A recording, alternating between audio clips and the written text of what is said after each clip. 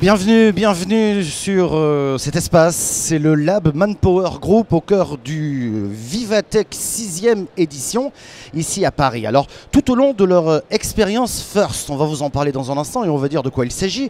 En tout cas, sachez que les jeunes participants, souvent des étudiants, ce sont des étudiants d'ailleurs, développent une meilleure compréhension du milieu professionnel. Ils apprennent le travail en équipe, ils gagnent aussi en maturité et en confiance, ils développent leurs compétences, découvrent de nouveaux métiers et ça leur ouvre même des portes qu'ils n'auraient peut-être jamais pu franchir, à vrai dire. On va essayer de développer tout ça avec vous. Stéphane Morin, bonjour. Bonjour. Merci d'être là. Vous êtes, vous, le président de First France, First Robotics. Je donne un indice pour ceux qui ne savent pas, on va parler de robots. Et puis nous avons également le plaisir d'accueillir Anatole, Amélie et Camille. Voilà, ce sont des étudiants. Bonjour. Bonjour. Merci d'être là. On va commencer, Stéphane, si vous le voulez bien, par quelques mots sur First France. Qu'est-ce que c'est? Qu'est-ce que vous y faites? Alors First, c'est plus qu'un robot. Vous parlez de robot. Mais c'est vraiment aider les jeunes de 12 à 18 ans pour apprendre des savoir-être, des savoir-faire. Aussi bien en robotique, en mathématiques, en physique, en communication. Et au travers de prétexter la construction d'un robot, on va apprendre tous ces éléments durant une période qui va de à peu près 6 mois, en dehors du temps scolaire. Voilà, donc ils vont vous expliquer. Donc le point de départ, c'est de se dire, on fabrique un robot, mais quand on fabrique un robot, il y a énormément de choses.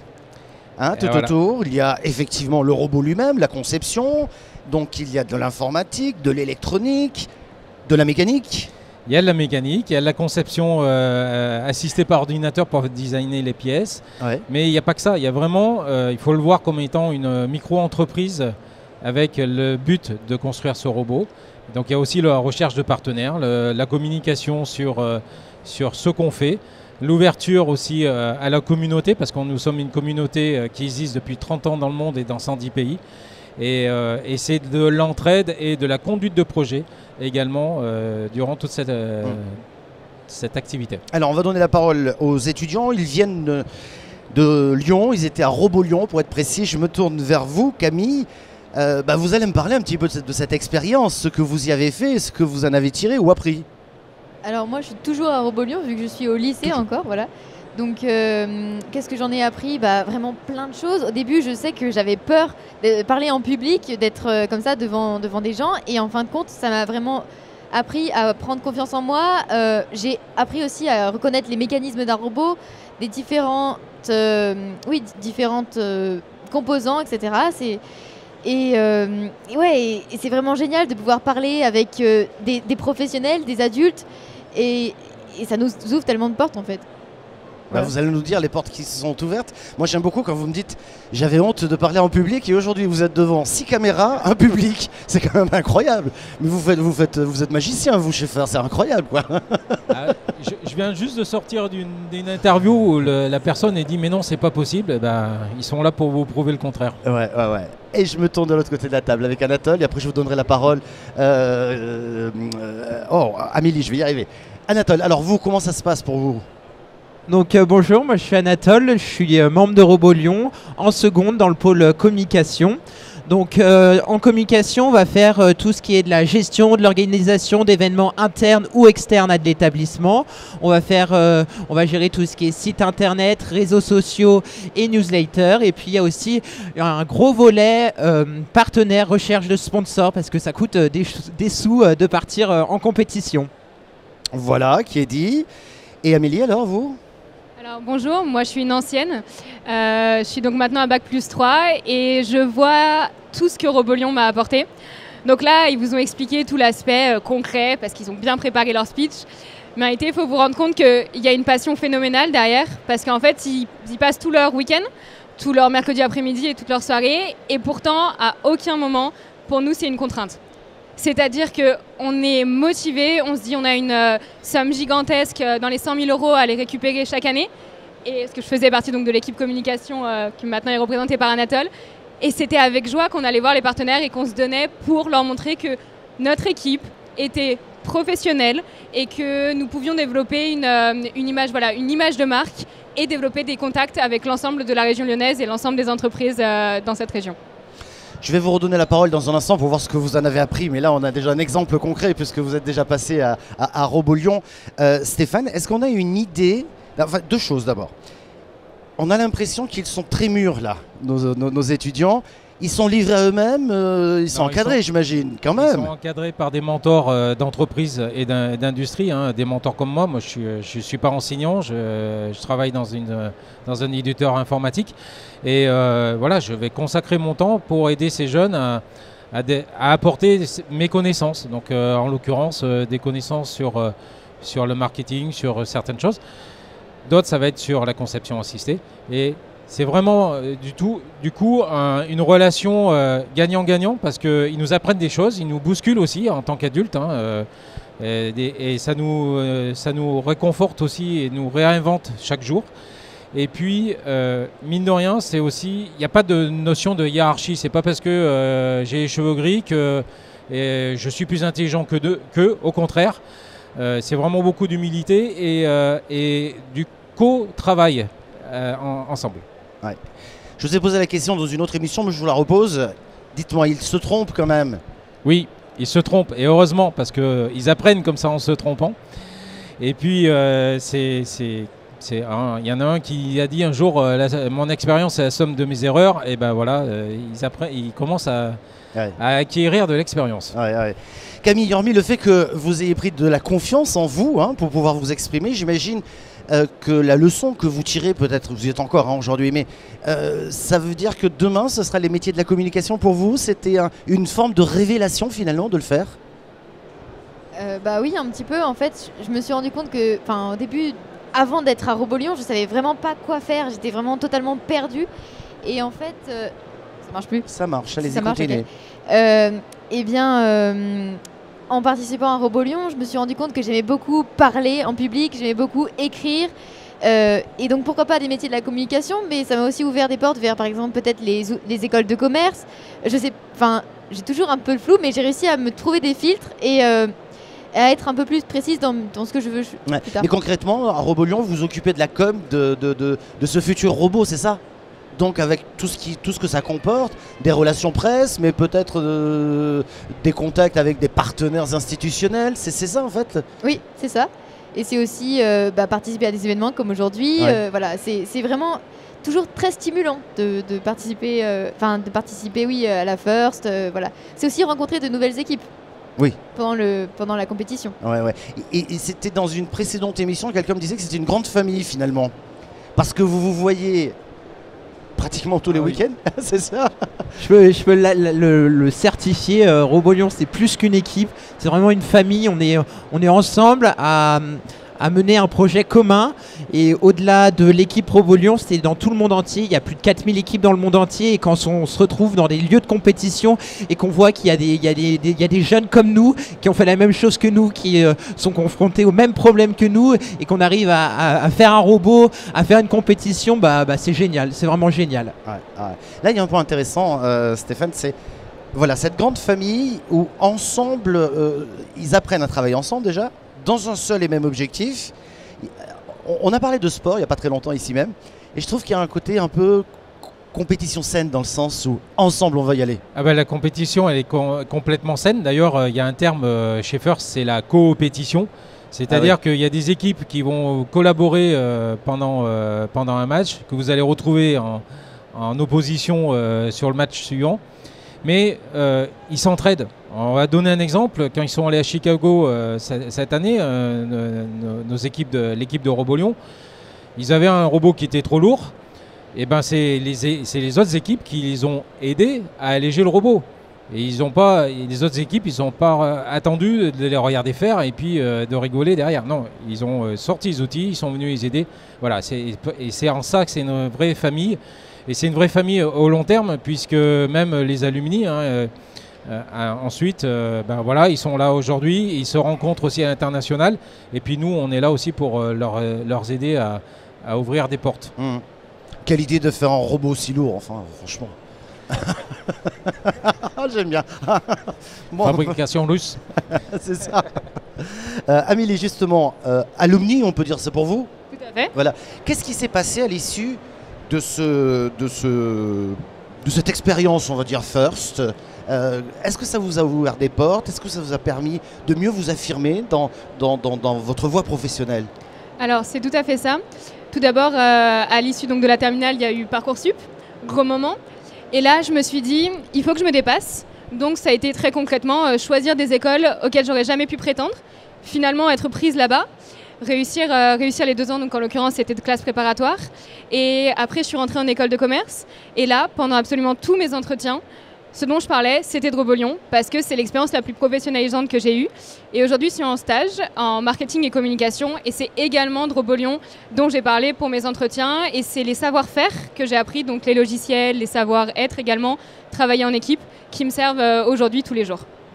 C'est une sorte de sésame, finalement. C'est totalement ça, totalement ça. À vous entendre. Oui. Anatole, vous... Par exemple, moi, à mon niveau de seconde, ça m'a déjà ouvert beaucoup de portes, aller à des salons, aller voir démarcher des entreprises, voir des chefs d'entreprise pour présenter Robolion. On a l'occasion de discuter avec eux et en fait on se rend compte que Robolion marche comme une petite entreprise parce que les logiciels qui sont utilisés en entreprise sont utilisés à Robolion et donc vraiment Robolion et Robotic First France, la First fait le lien entre les industriels et le milieu scolaire et au-delà de ça, il y a pas plus tard que la semaine dernière, j'étais en stage et c'est grâce à Robolion que j'ai pu trouver ce stage en communication. C'est quand même intéressant. Moi, quand je vous entends, j'ai l'impression que vous vous amusez bien. Et non, mais ça fait plaisir. Vous êtes la nouvelle génération, nous on ira se reposer et ils prendront le relais. Mais ce que je voulais dire par là, c'est que vous vous amusez bien, et c'est-à-dire que vous apprenez en vous amusant et vous préparez l'avenir. Et moi, je trouve que c'est tout résumé. Ouais, mais c'est quand même incroyable d'avoir imaginé ça. Pardon, encore une fois, autour d'un robot. En fait, sachant qu'en plus on est dans un lycée général, c'est-à-dire qu'on n'a pas accès à tout ce qui est robotique, technique, éventuellement apprendre en faisant. Et donc ça nous a permis de découvrir ça et vraiment c'est vraiment quelque chose qui nous construit et qui nous fait grandir. Ouais. Beaucoup de classes comme Robolion dans d'autres villes de France? Eh ben c'est l'objectif. Puisque je vous ai dit, ça existait depuis 30 ans aux États-Unis, 110 pays aussi. En France, Robolion, ça existe depuis 7 ans, mais c'était la seule équipe à ce niveau de compétition. Il y a 3 autres équipes aussi en France. Donc, l'objectif, c'est vraiment de déployer ça. Donc déjà, l'année prochaine, il va y avoir une dizaine de lycées supplémentaires. Et notre objectif, c'est qu'en 2025, donc d'ici 3 ans, il y ait 1800 jeunes qui soient impliqués dans le programme. Parce que comme vous l'avez dit, ils s'amusent, ils apprennent et ils fabriquent l'avenir. Parce que c'est eux notre avenir, c'est pas nous malheureusement, je suis désolé de le dire comme ça. Mais voilà. Ça suffit. Comment ils font? C'est des jeunes qui incitent leur proviseur ou je sais trop qui pour lancer ce type d'initiative? On ne peut que leur recommander et après nous on prend le relais, on va démarcher les lycées, on va démarcher aussi les entreprises parce que ça ne marche que si on a un lycée avec une entreprise. Parce que, comme je vous l'ai dit, c'est du bénévolat et du mentorat qui est fait par les entreprises. Et nous, on est là pour apporter ce couple entreprise-lycée et faire en sorte que, justement, les jeunes, quel que soit leur milieu, quelle que soit leur origine, quel que soit leur endroit en France, ils puissent profiter de cette superbe expérience. Camille, vous disiez tout à l'heure, avant de vous engager dans Robolion, que vous aviez hésité, peut-être parce que vous saviez peut-être pas ce que c'était, j'en sais rien. Quel a été le déclic finalement? Alors, pour être honnête, c'est vraiment quand j'avais vu une vidéo qui disait « Oui, les filles, vous pouvez aussi faire de la robotique. Oui, on a besoin de vous. » Voilà, parce qu'avant, je me disais « Bon, c'est un peu un truc de garçon, ils vont pas trop m'accepter. Voilà. » Et puis quand j'ai vu cette vidéo, je me suis dit « Mais ouais, mais j'y fonce, j'y vais. » Alors, on peut préciser, il y a quand même 55% des filles qui participent. Il y a 55% de filles, pardon, qui participent au programme dans le monde. Ouais, donc c'est aussi la relève passe par les filles aussi. Amélie, vous aussi, le déclic avait été la même chose? Oui, les filles peuvent faire des robots. Alors moi c'était un petit peu différent, c'est-à-dire que je suis rentrée dans l'équipe par curiosité. Je me suis un petit peu initiée à tout, le marketing, mais la conception ST par ordinateur, la programmation. Et le déclic a été à ce moment-là, quand j'ai pu toucher à tout et je me suis rendu compte que ma passion et ce que je voulais faire plus tard, c'était le marketing et la com. Ouais. Et j'en suis aujourd'hui toujours convaincue. Et voilà. Donc c'était une vraie révélation. Anatole aussi, pour vous, ça a été quoi le déclic? Alors mon frère... Faire des robots. Dis-moi, quand même. Mon frère était dans l'association, mon grand frère, lui plutôt dans le pôle SAO, donc conception assistée par ordinateur. Et quand je le voyais, je me disais ah ouais, trop bien, enfin c'est trop bien. Et du coup j'ai voulu reproduire un peu ce schéma et du coup ça a été de me lancer et de me dire bah ouais, je vais faire un peu comme mon frère. Et même moi maintenant je le vois avec mon grand frère, il me dit mais ah oui, mais en fait ça m'a vraiment aidé. Il est maintenant en école d'architecture et il me dit ah ouais, ça m'a vraiment aidé. Et moi même en seconde, je leur dis ce qu'on apprend à Robo-Lyon, on le réinvestit dans le milieu scolaire, et ce qu'on apprend dans le milieu scolaire, on le réinvestit à Robo-Lyon. Donc c'est vraiment un cycle qui est fait et c'est super enrichissant. Tiens, puisque vous avez le micro, Anatole, on va faire un dernier tour de table parce que le temps passe très vite. Qu'est-ce que vous diriez aux jeunes pour qu'ils y aillent, pour qu'ils se lancent finalement? Allez-y. Parce que c'est une vraie école de la vie, Robo-Lyon. C'est un véritable engagement, investissement, mais on apprend tellement de choses, que ça soit dans le domaine du robot, de la communication, de la CAO, mais aussi de la programmation. On pourrait croire que c'est que de l'industrie, mais il y a aussi la programmation et puis il y a aussi un gros volet communication. Et là, on va aller voir des entreprises, on va discuter avec le monde professionnel. On commence à nous créer un réseau. Et allez-y, c'est une véritable école de la vie. Et lancez-vous, allez voir votre proviseur, allez sur le site Robo-Lyon, sur le site Robotic First France pour créer de nouvelles équipes. Parce que ça a été vraiment une frustration de l'équipe de se dire il n'y a qu'une trentaine de jeunes qui peuvent participer à cette compétition en France et on aimerait bien en voir des centaines, voire des milliers. Amélie, même question. Alors moi j'ai pas grand chose à ajouter, simplement que surtout pour les filles, on s'en fiche si vous voulez faire de la communication, de la construction assistée par ordinateur, de la prog ou de la mécanique. Juste lancez-vous. Vous apprendrez des tonnes de trucs et après peut-être que ce sera votre avenir professionnel, peut-être que non, mais ça va vous montrer qu'il n'y a pas de barrière particulière et en réalité les biais ils sont là aujourd'hui et First France c'est le meilleur moyen de lutter contre ces biais. Camille? Et moi je rajouterais encore que vraiment la compétition en elle-même c'est vraiment une tellement belle aventure. On est là, on est avec les autres équipes, on coopère comme a dit Stéphane et on parle anglais, ou sinon on ne parle pas anglais si la compétition est en France, mais on partage et c'est des moments d'émotion pure. En fait, c'est vraiment, il y a des hauts, des bas, tout le temps des rebondissements, on ne sait jamais ce qui va arriver, donc c'est vraiment quelque chose à faire au moins une fois dans sa vie. Voilà. Bon, Stéphane n'en a plus rien à dire, je crois, nous aussi.